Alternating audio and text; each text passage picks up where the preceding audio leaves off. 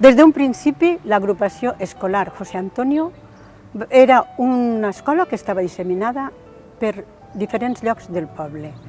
En el 1971 se constitueix o s'acaba de fer aquesta escola i al aglutinar així a tots els mestres aquells que estaven per aquestes escoles disseminades, comença una renovació especial, de manera que a partir d'ahí tota l'activitat se produeix a base de escola viva, escola al barri, escola comunicativa.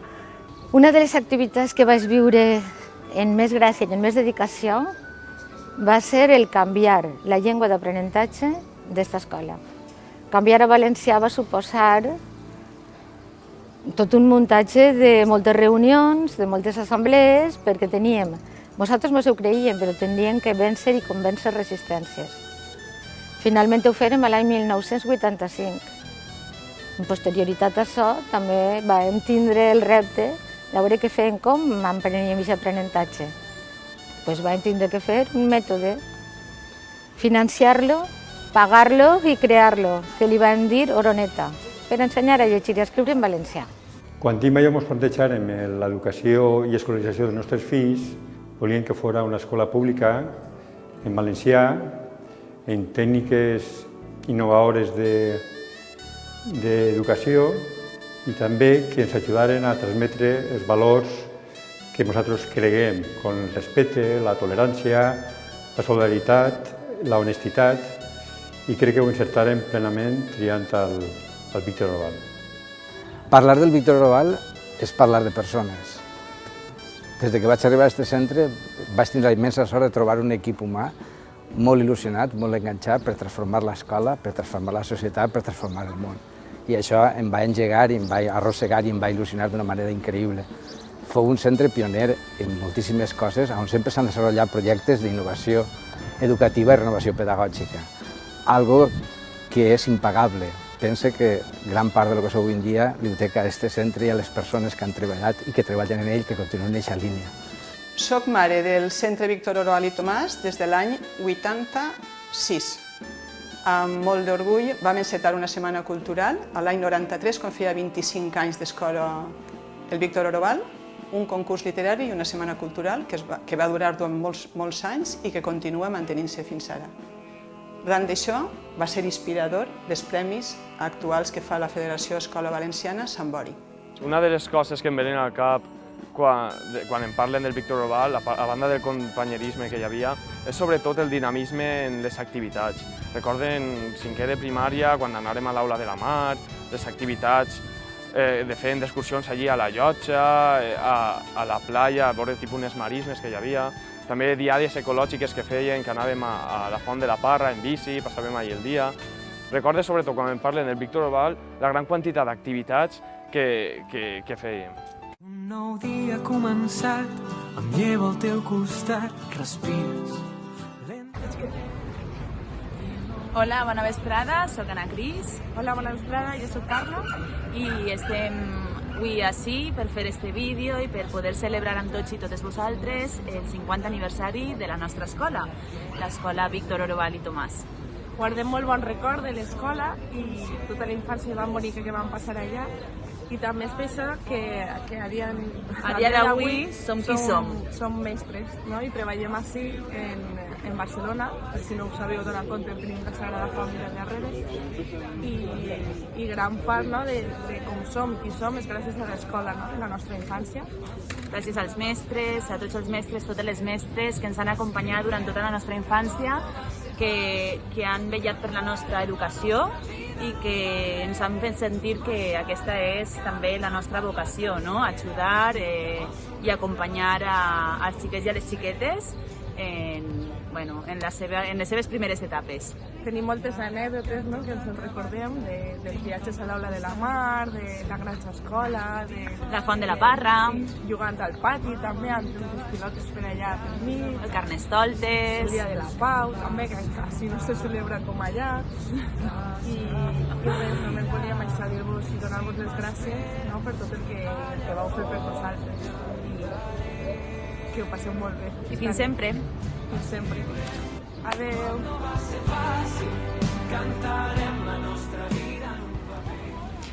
Ja fa 21 anys que vam deixar la que havia sigut durant els nostres primers anys la nostra escola, la nostra segona casa i la que avui en dia pensem que és la culpable de la nostra vocació, l'educació. Aquesta nit, nosaltres dos volem estar d'alguna forma presents en aquest 50 aniversari de l'Escola Víctor Oroval i Tomàs, donant gràcies a tots i totes les mestres que formaren part del nostre aprenentatge i que gràcies a ells i elles s'ha fet possible d'alguna forma que avui siguem qui som.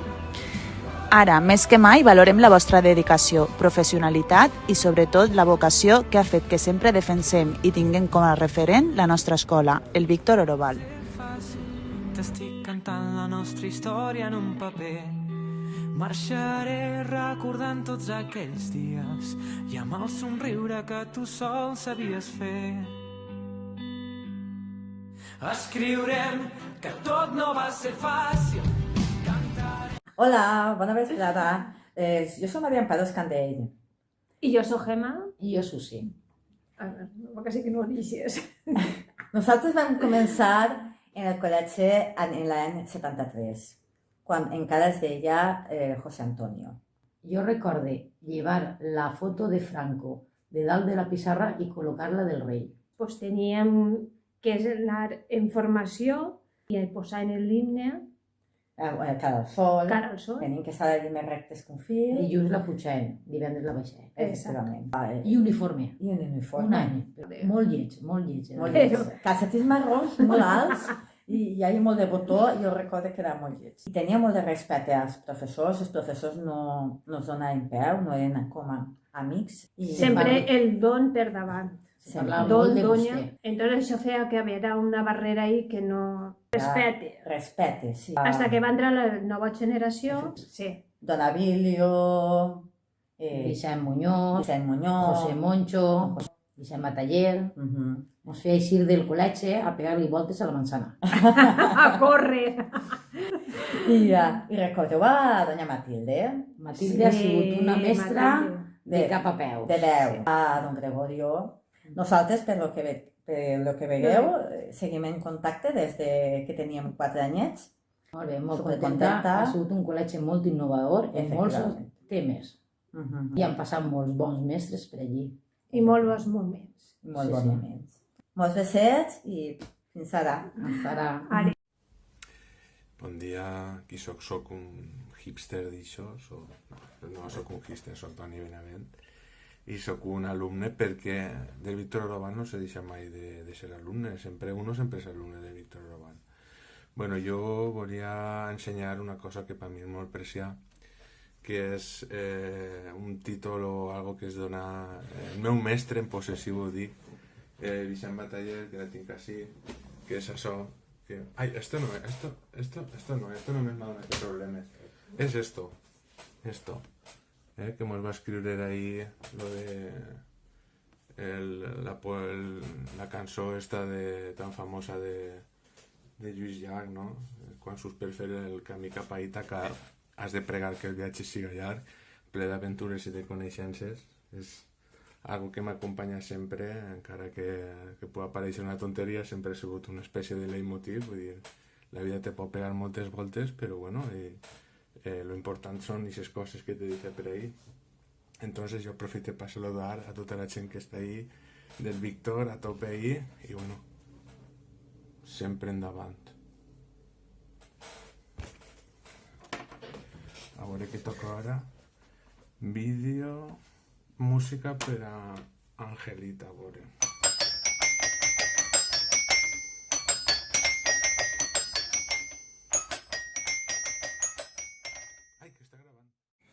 Bueno, bona nit a tots i a totes, espero que esteu disfrutant molt d'un sonpar de reencontre d'exalumnes. Jo no he pogut estar per un compromís de feina, estic fora, estic a Itàlia, però bueno, m'agrada moltíssim estar amb els companys de classe, Congo, Rodri, Blanca, Vicent, Edgar, Pau Castells, bueno, em deixo noms, però segur que estareu super a gust allí. I bé, espero que alguna volta repetisca algo similar i poder-vos veure i sopar junts. Un abraç molt gran i que ho passeu superbé. Hola, soc Patri Vidal. Pues una de les anècdotes que me puc recordar, perquè n'hi ha diverses... A veure, Sònia, vine. Dime, Patri. Tu te'n recordes l'excursió que fèrem en l'any 1982? Que vam anar a Portugal. A Portugal. I què va passar? Què va passar? Ai, que ens vam quedar allí, no? Per què? Ai, En la frontera. La frontera, Perquè la frontera. no és com avui en dia que està tot telemàticament informatitzat i què li va passar a una persona? No, que vam tindre que anar els pares a autoritzar-nos per poder creuar la frontera. I allí mos tenies a tots esperant que els pares anaven al CIRA a firmar a jefatura de policia i nosaltres allí perdent el temps. Però mos va riure molt i mos va passar molt bé també allí. Claro. Molt bé. I després vam anar a Mérida també, te'n recordes? I en Mérida, ¿qué es lo que se estilaba en aquell entonces? Qué guay. Que vam ballar. Qué records. Mecano. Sombra aquí, sombra allà, Molt bé, mos ho va passar molt bé. Molt bé. Hasta luego. Adeu.